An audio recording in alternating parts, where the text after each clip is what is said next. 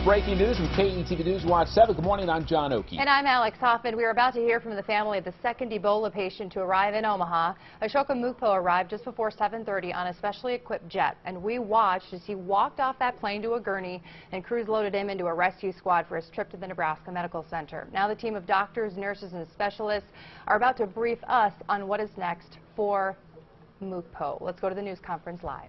Room a few hours ago directly from West Africa, and is now undergoing preliminary evaluation and tests to determine his condition, and those tests will ultimately help us plan his therapy. Mr. Mukpo is already receiving care to fight this disease. Here at the University of Nebraska Medical Center, we are honored and humbled to again have been called upon in a time when many are fearful about the spread of this disease. Indeed, it was last Thursday that we first became aware, and through some ongoing communication Thursday and Friday, the decision was made late Friday, and the transportation occurred over the weekend. We are proud to offer our assistance to work closely with the national, the state, the regional public health leaders to assist in the care both within our country and through telecommunications around the world. The Nebraska Medical Center Biocontainment Unit is one of the safest places in the world for Mr. Mukpo to be. But it is also one of the safest places in the world for our team of highly experienced healthcare professionals caring for him, for his family, and for the general public.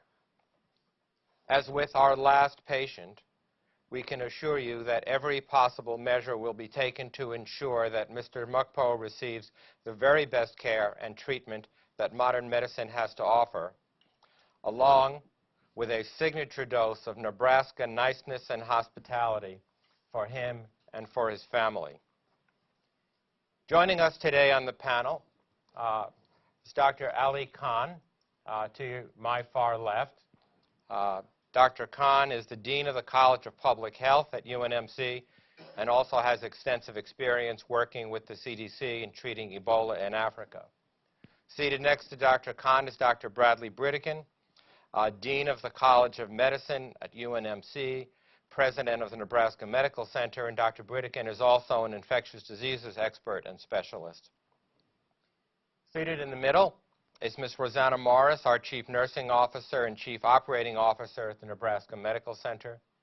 And seated closest to me, I'd like to extend a very warm and personal Nebraska welcome to Dr. Mitchell Levy and Diana Mukpo, parents of our patient. So with that, ladies and gentlemen, I'd like to open this to your questions. We will take questions online and over the telephone as well. And who would like to start?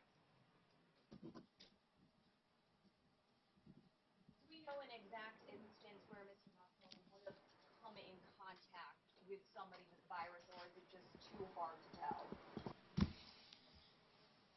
Well, I asked him about that a lot, and he's not certain, but he was around the clinic. He was filming inside the clinic and around the clinic, so he had a lot of opportunity to be exposed. He does remember one instance where he was helping spray wash a vehicle with chlorine, and he thinks he might have been splashed, but honestly, he's not exactly certain. How are his spirits right now? He's enormously relieved to be here. Of course, it's still quite frightening, but he's hanging in and he sounds very strong. And I think he shares in the relief of the rest of his family that he's been able to come back for good medical treatment here. He looks strong.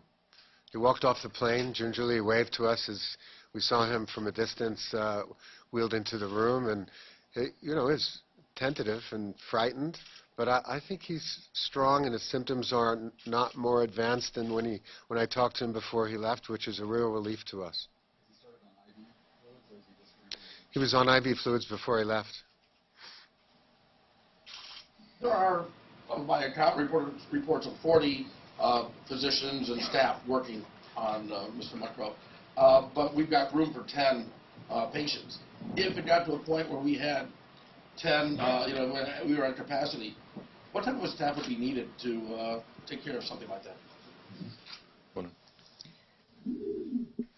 The team of 40 and growing, because we have had many individuals from physicians, nurses, technicians, other support staff who continue to want to volunteer and participate as part of the care delivery team, really is set up so that we can create a 24/7 presence and the necessary resources for this patient. We have discussed our ability to assume more patients over the course of time, and we would evaluate the needs of those patients and what we would need to do to supplement the team further. But at this point in time, he is receiving very good attention, and we would reevaluate that option if it were to appear.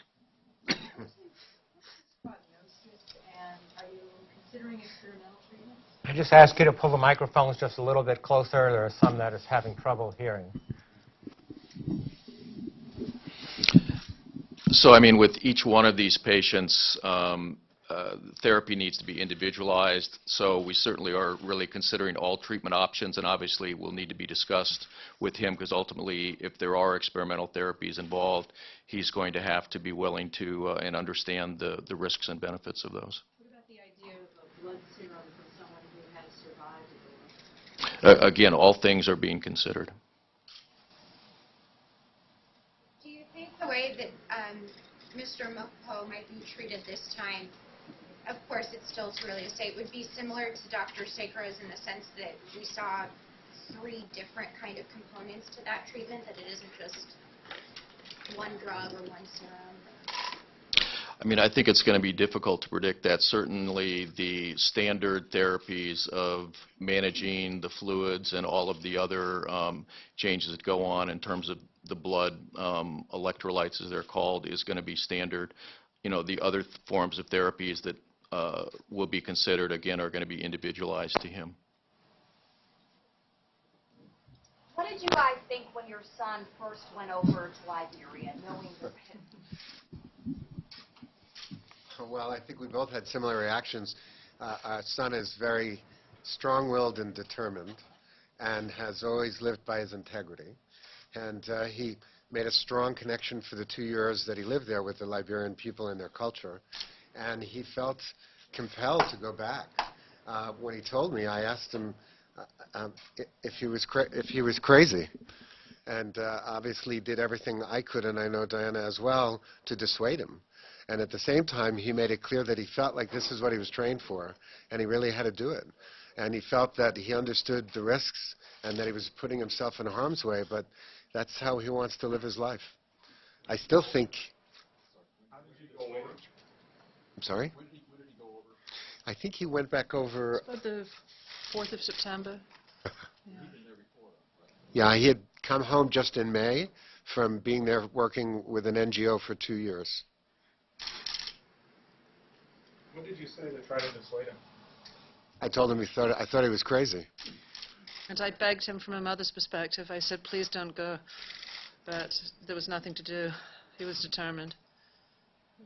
I told him about the risks, what I knew about Ebola, and why I thought it wasn't a good idea, the difficulty of getting treatment once he got there if he did get sick, all the things that any of us would tell our friends or our patients or our loved ones. And none of it worked, obviously. I'm guessing you probably had this kind of conversation, maybe not Ebola, but maybe other things. I mean, journalists get asked that question Sure. a lot going into war zones, that Yeah. sort of thing. Have you ever had that sort of conversation before with him? Yes. Sure, when he first went to Liberia to work for the NGO, he graduated from London School of Economics and Columbia University, and he went to work for an NGO in Liberia. I'm proud of him, and at the same time, I would prefer that he went somewhere safer as a parent. What was he doing for the NGO? He was doing writing and field work, looking at the relationship between the Liberian people and big industry. Yeah, and the conditions of the workers in the mines. Has he expressed any regrets or second thoughts now since what has happened? Or has he realized, well, I knew what I was getting into? It's both. His first reaction was, I'm sorry I put myself in this situation for you guys. So his first comments were more concerned about what it would do to us. But I think, of course, he's probably of two minds. He has some regrets, and at the same time, he's still is proud of what he's doing, and I'm sure he will go back to doing things just like this. Have you talked to Dr. Rick Sacra? Have he reached out to you and your family? We have not spoken to him. Looking on your son's Facebook page, he is passionate about the people of Liberia and getting them help and the recognition they need. Does that kind of show who your son is? He's just a big-hearted person wanting to make a difference in this world. That is Ashoka in a nutshell, and we're very proud of that. I would add strong will to that. Dr. Khan, Dr. Sacra did end up back in the hospital over the weekend. Is there any indication, although he was found to be Ebola-free, is there any indication that this virus is mutating in any way or might be changing in some way so that each case is different in the treatment? Not at this point. So as you know, the patient who was initially treated here at the university was hospitalized briefly over the weekend, but was determined not to be, it was not associated with this Ebola infection, so it's a concurrent sort of illness. But there's no evidence of significant mutation, significant changes in the virus. Who's going to take the questions on the phone? We were here a little over a week ago. Dr. Sacra said that it seemed as though the telltale signs of symptoms, some might be hidden, but yet we hear the CDC say that the symptoms are the same. Have you been able to figure that difference out? Because he thought that maybe they weren't the telltale signs when he talked to us. I don't have the specific details of what Dr. Sacra may have told you, but with any disease, everybody doesn't have the exact same symptoms and they don't have the exact same progression. So that's why it makes it difficult to sometimes identify what's going on. But there are some characteristic conditions that you know this is likely to be Ebola. So, you know, we know they have had contact with a patient, they've had a fever, they've got headaches, they've got muscle aches, they may have a stomach ache, vomiting, diarrhea, that sort of progression. Then about 5 to 7 days, about half of the, and some of them about half will have a rash also. About 8 days into it, then you could expect that maybe they may have some bleeding at some puncture sites, and then that's how their illness would progress. But again, it's different for each individual person. Doctor, how much of a help is it going to be in treating this case from the fact that you've already treated Dr. Sacra, the experience gained from that? Well, you know, I think it's clear that you can learn a lot about a disease from reading about it in journal articles and textbooks and things, but there is really no substitute for firsthand experience in terms of taking care of those patients, with the caveat, as Dr. Khan said, that, you know, every patient is different in terms of the course of their disease, how they respond to different treatments and things, but having experienced this in one case, it's going to be very helpful. Does your team feel more comfortable because of that experience? Yes, and certainly, Ms. Morris can probably comment on this as well. You know, we did gain some understanding about some systems improvements that we could make that accelerate our ability to get laboratory tests back in a timely fashion, and some other things that have been implemented and are now part of the standard procedure in the biocontainment unit. We have many, many questions on the phone, and so we're going to start to take one or two from the phone, and because they're not here in person, when you answer, if you don't mind, just say, hi, I'm Dr. Britt again, or whatever. So who's the first question from the call-in? Yes, this is Catherine Welch, Rhode Island Public Radio. I was calling firstly to see if they know how he got Ebola, and secondly, what are his symptoms now? So this is Mitchell Levy. As we mentioned before, he's not quite certain how he got infected. He thinks that might have been an episode of when he was spray washing something, where he might have gotten something sprayed on him. And his symptoms are the same: fever, a little bit of nausea. Other? Yeah, can I ask a question? Hello. Please. Hello, hi. My name is Yeshi Dorji. I'm at the Voice of America Tibetan Service. Because of his connection with Tibetan, I'm really interested to know more about it. Also hear from his mother, Diana Muka, about his condition. I'm also wondering if he's going to receive the treatment, the medicine, the experiment medicine that was recently used.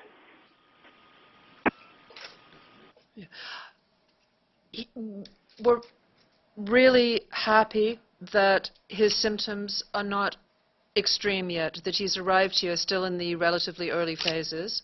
He seems to be in good spirits. And we're still in a process of discussing with his physicians and the team who are taking care of him which medications they're going to give him at this time. This is a question for the parents. Have you been able to speak with him since he's arrived?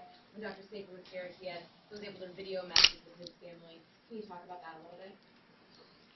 Yes, we were able to speak with him shortly before we came down here through the video cam, and it was an enormous relief to be able to see his face. Will you be able to continue to? How often do you think you'll be able to talk to him? I think as often as he and we want to.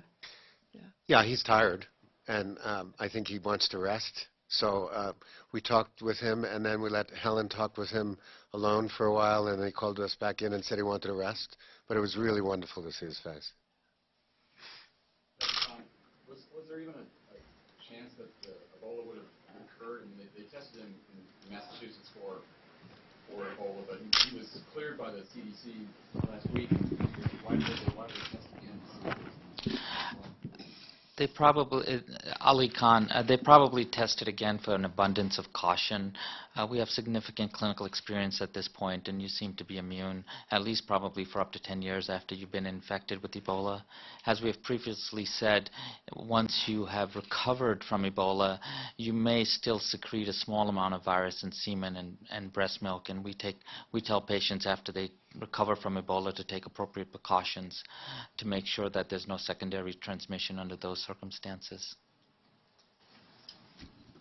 How closely are you working? In 3 facilities right now in America are dealing with Ebola patients. How closely are you working with each other to teach them what you've learned and learn what they've learned? Extremely closely. So our medical team is in constant contact with other colleagues across the United States, and not just across the United States, but worldwide. So this is not just an honor to take care of Ebola patients, but there's an obligation here to take the information and share it with the global community so that it can be used where this disease is hitting hardest, which is in West Africa. And that's where the people need the best lessons to try to make sure that they can take care of whoever's coming into their doors. It's not just the medical care. We also need to remember the public health component of a good, strong response. And how can we take the lessons we're learning here at the University of Nebraska Medical Center on how to protect our employees, protect our patients, and protect our communities, and share those lessons back, not just in Africa, but worldwide, including here in the United States. So we are more than glad and anxious and willing, and have been reaching out to, or as others have reached out to us in hospitals across the United States to say, how do we protect our patients, for us to be able to share our best practices with them.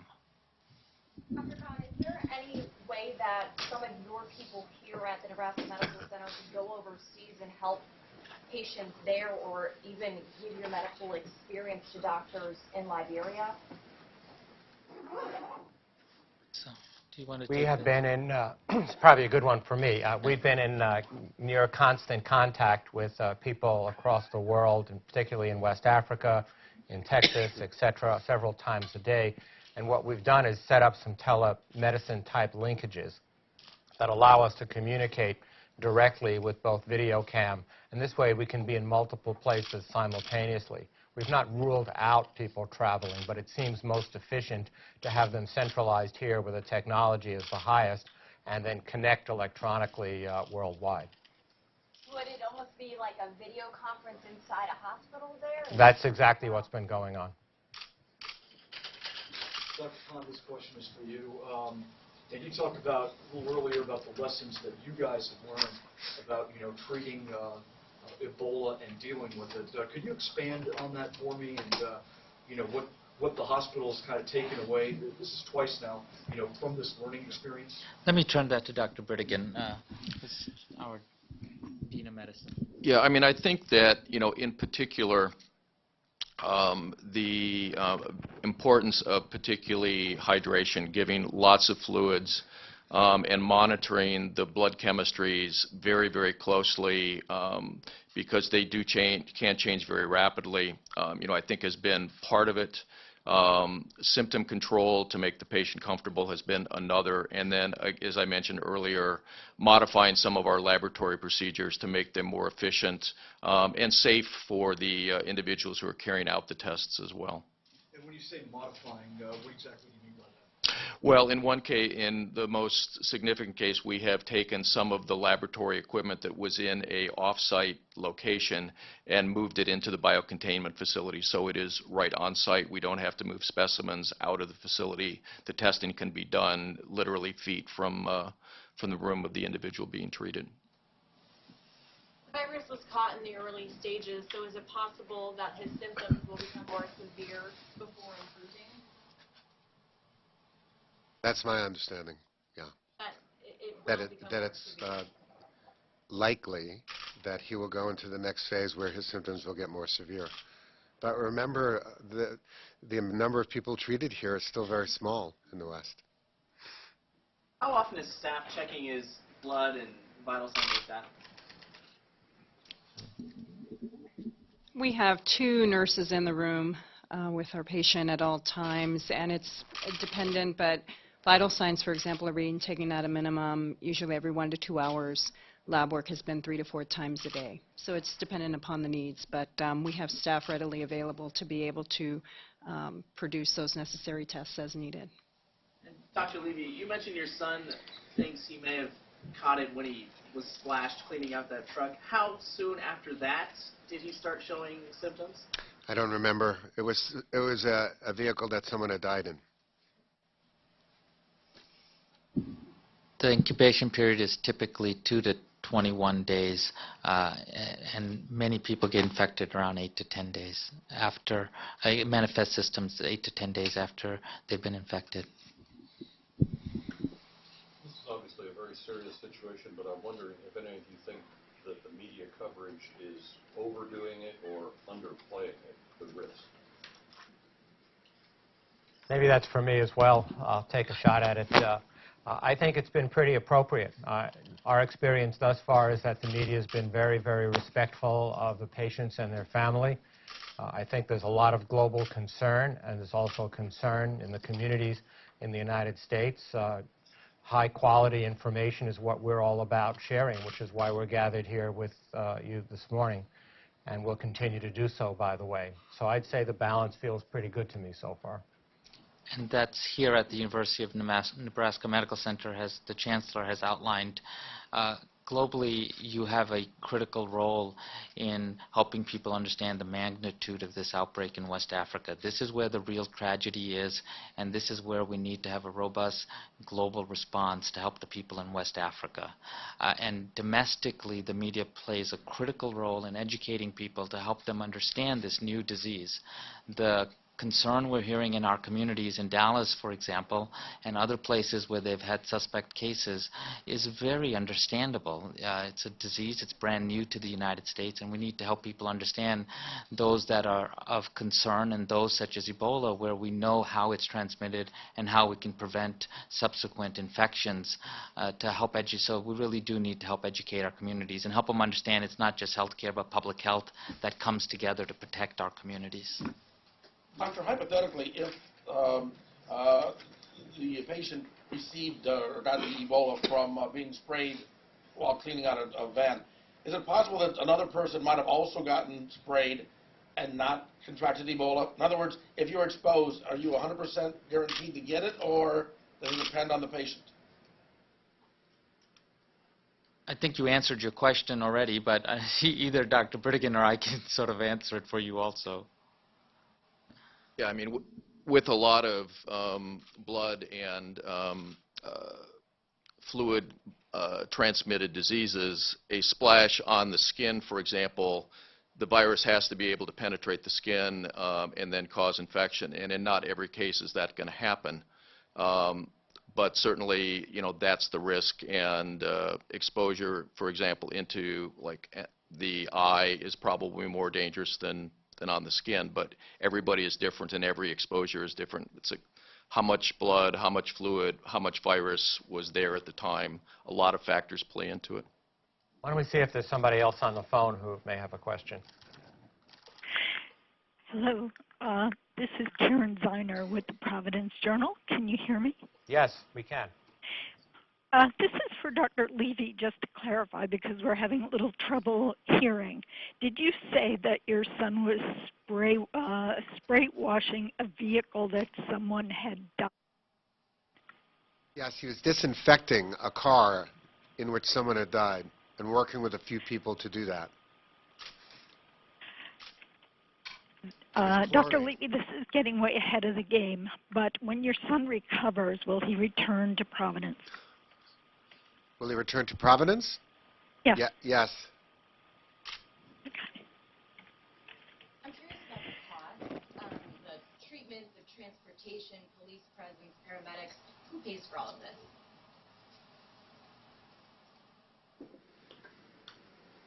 I guess that comes back to me as well, and that is generally handled through, at least our experience with Dr. Sakra, this was a combination of different organizations, but the SIM organization and through the healthcare services that they provide for people who are doing missionary work pay for their healthcare services. And I'm sure that the people at the Nebraska Medical Center have worked this through, but I can't tell you off the top of my head the details of who. Through with the patient's own insurance? I don't know. Maybe his parents know who carries his health insurance. I don't know. If I could just add to that, I think costs are clearly an important area that we need to understand, but our primary focus, particularly at this point in time, is to provide the best quality of care, and there are others on our team that handle the financial aspects, and I'm sure it will be taken care of. Is the hospital prepared to accept more than one patient at a time? We have been in contact with the State Department, and again, we evaluate that on an as-needed basis. Right now, I think since it's so early, we believe that we really want to maximize our expertise one patient at a time. But again, we are prepared to discuss that moving forward. It sounds like in Dallas the problem was human error when they didn't read the checklist correctly or transmit the information correctly. What are the chances of something like that happening here, despite all of the precautions that you take? So this is a distinct difference between what happened in Dallas, which is an uncontrolled situation of a patient reporting into an emergency room with Ebola infection, and what's happening here, which is a controlled situation where we know what the person has. There's another distinction, which is the training that has happened in this institution for the last decade to make sure that we have trained and drilled again and again that we can protect our patients, protect our employees, and protect our community, and that's combined with the practice to make sure that we can provide extraordinary care to these patients when they show up here at the University of Nebraska Medical Center. So that's a big distinction about what's going on here than what may have happened in Dallas. And again, our offer to be in resource just to the United States and worldwide as they think about patient management issues and as they think about infection control issues within their communities, so that other hospitals in the United States, when they see cases, and again, this tragedy as it continues to expand in West Africa, you will see cases, you will see individuals who will make their way into the U.S. and other countries. And we need to make sure that every hospital is prepared if somebody shows up in their emergency room with a severe infectious disease. Dr. Khan, do you think every hospital is at this point? Because a lot of questions are being raised, not so much about what's happening here, but because of Dallas. This question is best addressed to the Department of Health and Human Services of the United States that run the hospital preparedness program and state and local health departments. But I think the experience in Dallas proves that there's much work to be done in this nation to make sure that hospitals are prepared for cases such as this. Of the people who are currently being watched with the highest risk, I believe 7 of them were healthcare workers and 3 of them or family members, and the family members are quite understandable. But this, again, I want to take it back to the public health aspect. Our job is prevention, and so nobody should be walking into the emergency room who you don't know has had exposure to an Ebola patient. That person should have already been under investigation, should have been being followed up for 21 days from their last contact with an Ebola patient. So this is a failure of public health in West Africa that is making a global problem a very local problem for us here, whether it's in Omaha, whether it's in Dallas, or the next city in the United States. This question is for the parents of your son. Expressed any interest in returning to Liberia? Oh, I think that's the furthest thing from his mind right now. I have a question for the doctors. Were you able to speak with Dr. Rick Sacra either recently or before he left about possibly coming back to help with this patient or any future patients because, you know, his treatment was so successful? I don't know of any. We've been in back and forth communication with Dr. Sacra and his family. I've not been personally involved, so I don't know whether that question was asked or answered. I know there was some concern when he was briefly hospitalized over the weekend, and we were very relieved to know that that he's been discharged and is in good condition. I think as the evaluation of our current patient proceeds and a diagnostic and therapeutic plan is created, we'll then see what pieces fit into it. And if that fits into it, we'll have conversations with all of those that are involved. Has anybody been here to donate blood yet? No.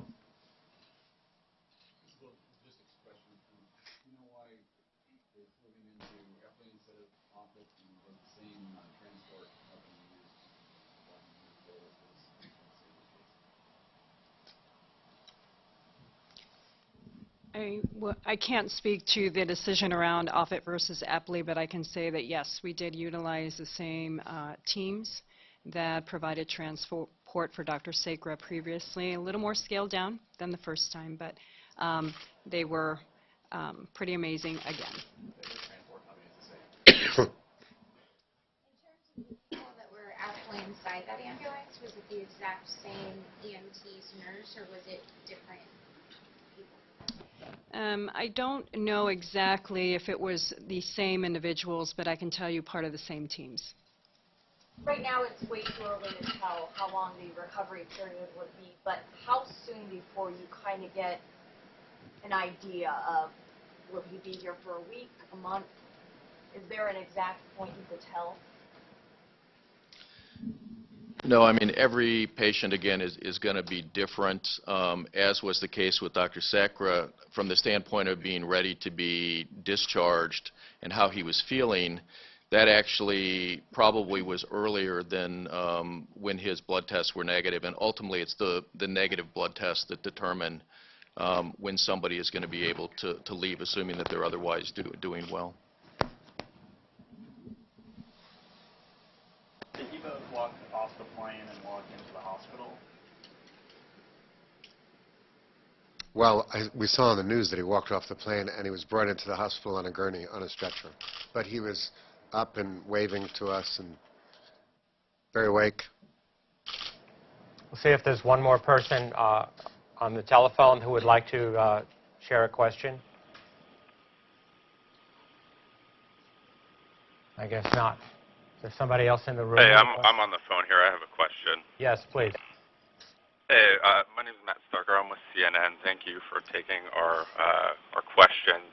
My question is, has any emergency investigational drugs been requested for use in Mr. Mukpo? I know Dr. Sacra received TKM Ebola. Have any drugs like that been requested for use with this patient?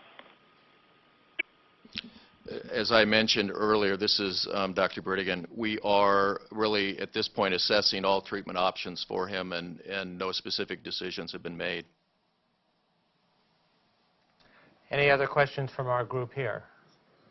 Does he believe there may be a chance that he may have infected someone before realizing he was carrying the virus? I don't think so. The folks who are working on the ground, they are very hypervigilant, and that as soon as they develop any symptoms, they self-quarantine, which is exactly what Ashoka did. So,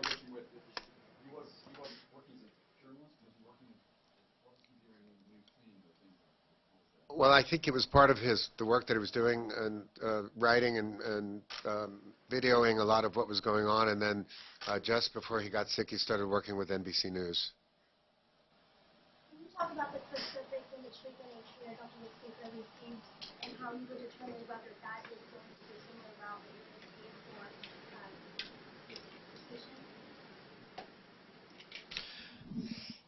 Yeah, I mean, so as you, I think, are aware, Dr. Sacra was, again, treated with a lot of fluids and kind of standard management of critically ill patients. He got convalescent serum therapy, and then he got an experimental drug on top of that. You know, so part of the assessment will be looking at whether or not those experimental therapies are appropriate to his particular circumstance. Every patient is different in terms of their, again, risks and benefits.